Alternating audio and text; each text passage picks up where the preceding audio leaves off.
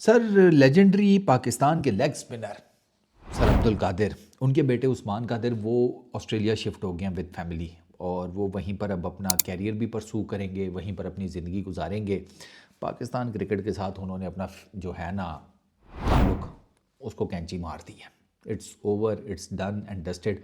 अभी रिसेंटली उन्होंने कुछ ही महीने पहले इंटरनेशनल क्रिकेट से या पाकिस्तान की क्रिकेट से अपनी रिटायरमेंट अनाउंस कर दी थी।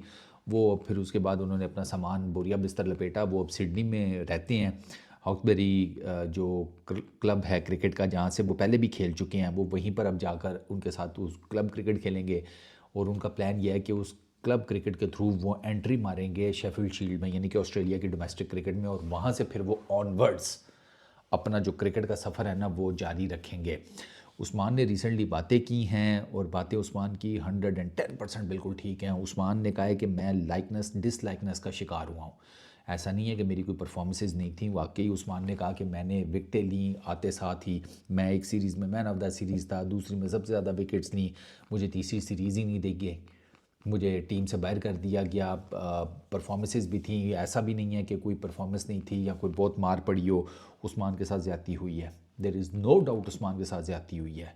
अब आप उसने बात वही की है ना, कहता है कि मेरे कंटेम्प्रेरी आप देखें कि शादाब खान को कितने चांस मिले हैं, मोहम्मद नवाज़ को कितने मिले हैं, उसामा मीर को कितने मिले हैं, उतने मुझे मिले होते तो मैं इन सब में सबसे ज़्यादा जिसे कहते हैं परफॉर्मेंसेस देने वाला बॉलर होता। और उसकी बात बिल्कुल ठीक है। वो वाकई ही उस पॉलिटिक्स की नज़र हो गया कि जो पॉलिटिक्स पाकिस्तान क्रिकेट बोर्ड के अंदर एग्जिस्ट करती है, सिलेक्शन में एग्जिस्ट करती है, लाइकनेस डिसलाइकनेस, ये तो है। ये तो पाकिस्तान का बहुत पुराना प्रॉब्लम है। ये इसमें हमारे एक्स क्रिकेटर्स भी इन्वॉल्व हैं, उसमें वो बाबे भी इन्वॉल्व हैं जो कि पीसीबी में कुर्सियां गर्म कर रही हैं। ये तो चल रहा है, ये मेरिट के ऊपर लाते ही नहीं है, ये नहीं लाते मेरिट के ऊपर।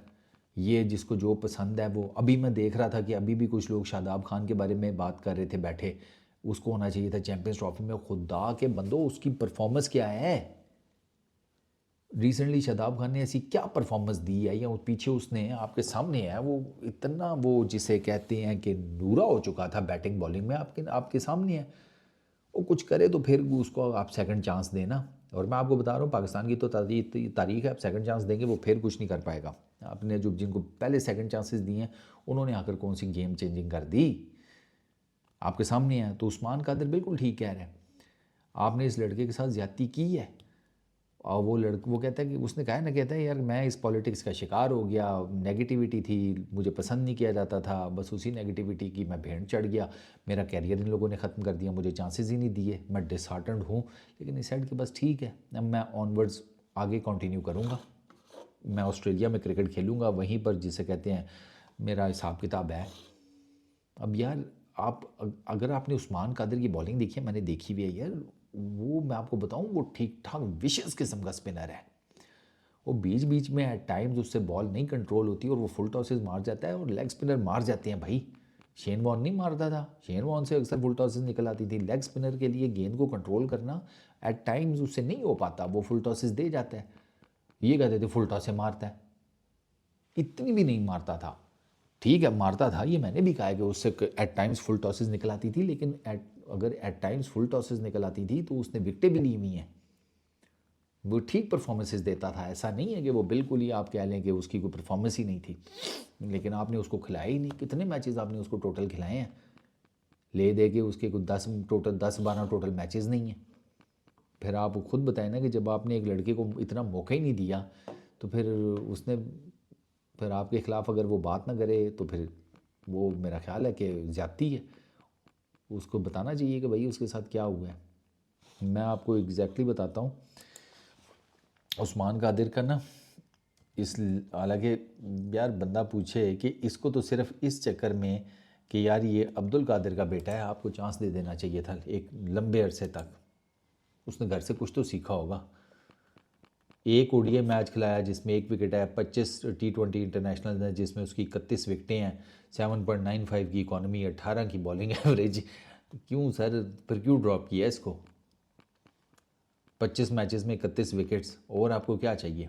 फर्स्ट क्लास में उसकी 21 विकेट्स हैं, लिस्ट में 68, T20 जो टोटल उसने खेले हुए हैं उसमें 112 विकेट्स हैं, 7.7 की इकॉनमी के साथ, 24 की बॉलिंग एवरेज।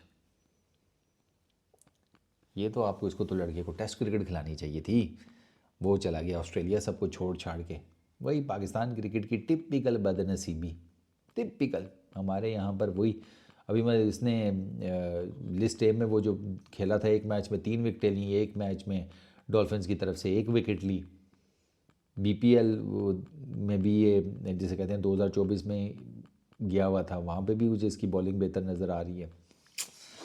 अनबिलीवेबल, एक और जिसे कहते हैं टैलेंट हमने माशाल्लाह से ज़ाया कर दिया। अब वो ऑस्ट्रेलिया में आपको ठीक परफॉर्मेंसेस देता हुआ नज़र आएगा, आप देखिएगा वहाँ पे बेहतर परफॉर्मेंसेस देता हुआ नज़र आएगा, क्योंकि उसे पता है मेरिट है ना, परफॉर्मेंसेस दूंगा सिलेक्ट हो जाऊँगा किसी ना किसी लेवल के ऊपर। वो जान मारेगा, मेहनत करेगा, कहीं सिलेक्ट हो जाएगा।